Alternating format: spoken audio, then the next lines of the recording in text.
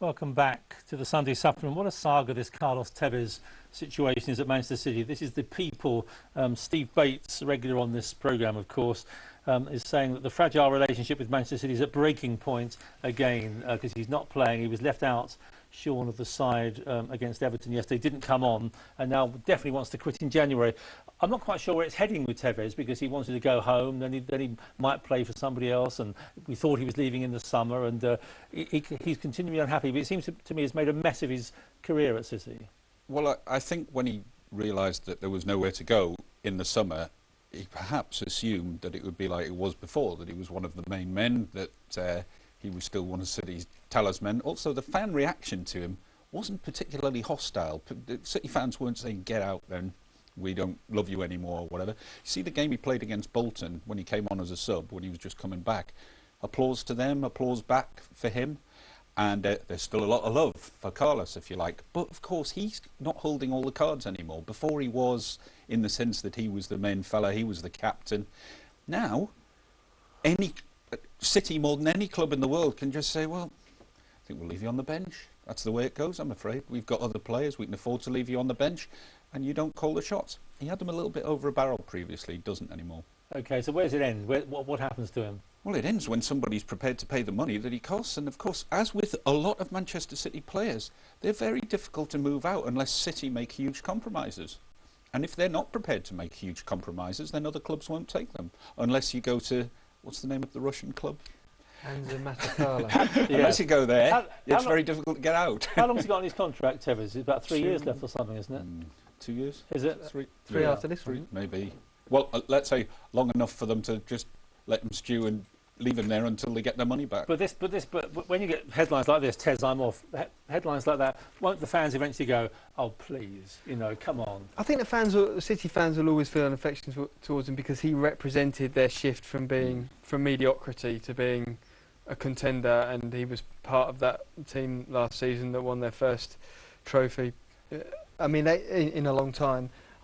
But Sean's right. I mean, nothing stays the same for long in football. A player that can be very, very powerful one year, suddenly, someone you can be replaced very quickly. It doesn't matter who you are. And Aguero, I remember when they signed him, a lot of people at City saying, it's not just a great player. It means that Tevez will no longer be able to call the shots because this guy is his equal. He plays in his position. And he's going to be the new star. And they were absolutely right. I mean, he hit the ground running. He scored all these goals.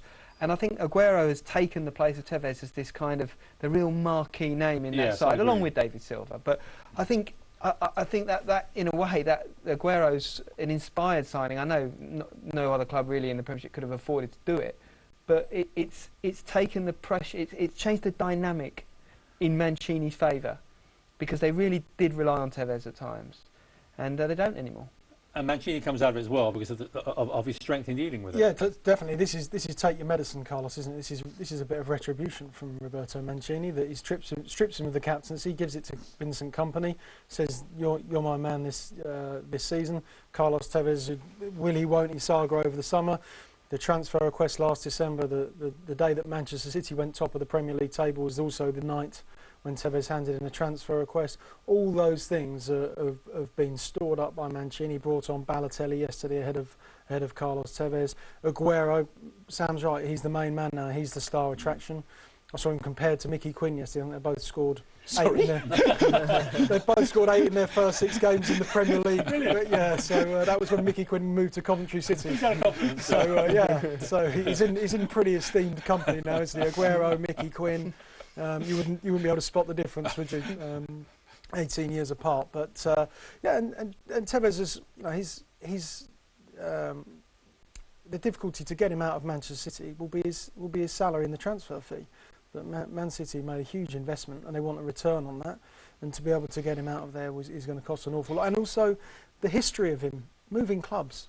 He's had so many clubs: Boca Juniors, Corinthians, West Ham, Manchester United, Manchester City. Where next for him? Well, where next? How long are you going to stay for, Carlos? We talk about agents. I know he's got an advisor, but surely these people should be handling it better. I mean, this kind of publicity doesn't do his image any good at all. Well, he believes.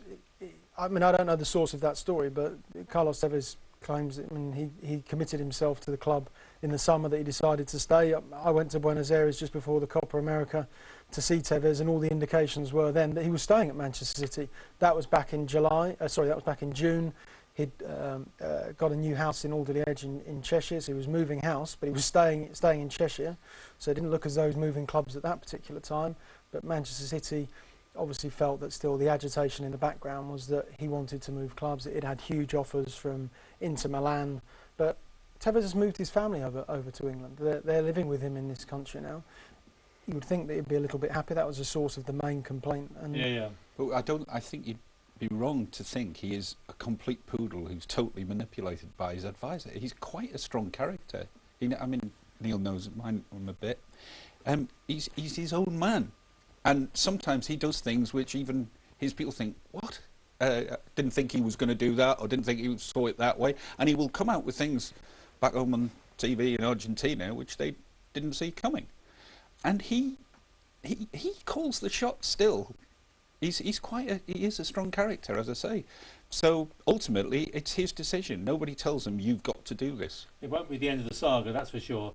On a happier note, Newcastle unbeaten around the